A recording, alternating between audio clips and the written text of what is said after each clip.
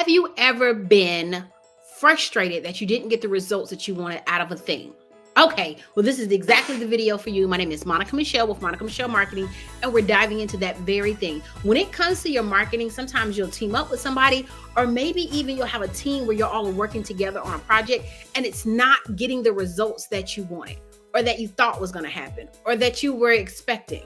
Well, a lot of times I've been on teams where people get frustrated and they get upset and they're bothered.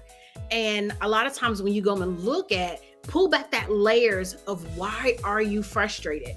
What is the meaning of frustration? I actually looked it up, and frustration comes from unmet expectation. Unmet expectations. Well, how did the people not meet your expectation? How can you ensure that your expectations are met? When it comes to what you're expecting your audience to do, you're expecting them to buy from you. Okay, well, how do we expect them to buy from me? They have to know all the stuff so that they can, right? They need to know where to go on the page. They need to go what they can click on. They need to go exactly. They need to know why they need to know this. They need to know why you're the one to teach them. They need to know why they can trust you. Why can they trust themselves at this time for this thing? And they didn't, even though they messed up last time. How can they not even be frustrated with themselves? You have to help them find the words to all of this so they can be ready, and their expectations can be met, and their frustrations not have to flare up.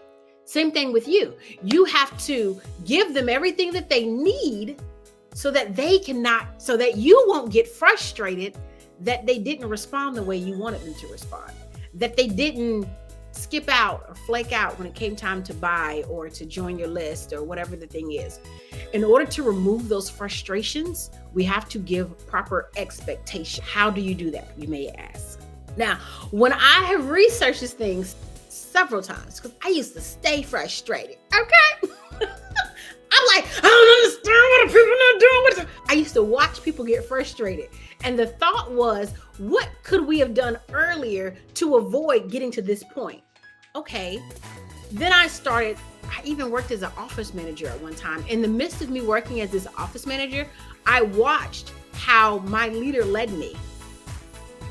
He would give me a project to do. And because of our working relationship, I learned that I needed to ask him, what are all the requirements for this to be successful for you? What do you want this to look like? He would give me whatever he had. Oh, I wanted to do this. I want it to look like this. Or he may say, I don't have nothing. I just want people to be able to get together and have fun. Great. So everything else is free game. And he said, yes, it's all up to you. And then I would go and put it together. And to ensure that his expectations were met, he trusted me to put the plan together, right? Then I came back to him and said, hey, here's the plan. Because he would say, let's meet on this day and time so we can look at what you have planned out. Right? We would get together. We would comb through my plan. He would ask me questions. He would nitpick it. He would say, did you consider this? Why are you doing this? And the more we did that, the more we went back and forth, and I combed it out with him and he teased it and we figured all the things out. What ended up happening was he may say, hey, make sure, include Susie Q right there. Put John Blow right there. Oh, you know what? That'll be good for, and so then I can add to my plan. What he wouldn't do is take my whole plan and flip it upside down and say, start over. Or do this instead, or now I have a vision for it. Let me tell you what it is. No, because the plan has already been put together. So now his expectation, he knows that his expectation is going to be met because I've shown him what it was. We talked about it ahead of time. He asked all the questions that he could possibly think of. He told me where to go back and add people in or take somebody out or move something around. Great. So when it came time for the event to be pulled off, his expectations were met. I appropriately set his expectations as to what to expect for this event because we talked about it. We teased it out. We went through and did all the things. We covered it before the event actually happened. If he asked me to do something and it was close to the event and I didn't have the space to do it, then I'd be like, now I ain't gonna be able to get that pulled together before the event. And then he may or may not say why. And then I'll say, well, I have all these other things that I have to work on. If you want me to do that, I can. What's the priority? And so he'd be like, yeah, you're right. Leave it alone. Don't worry about it. It's not that big of a deal. But what ended up happening is we trained each other, because you have to train your leaders, right? We trained each other in how to set his expectations appropriately. He also trained me on what it was he was looking for and what his expectations are. When you're working with people on your team, when you're working with people that you've hired, when you are expecting something from your audience, from your crowd, then you set their expectations. Hey, I'm going to show up every Tuesday at 5 o'clock. Hey, I'm going to show up every Thursday. Turn your notifications because I'm not sure when. Go ahead, set the expectations. Be clear. I'm doing YouTube videos for you, covering you marketing business, at least one video a week. You're going to get some marketing videos from me. Okay?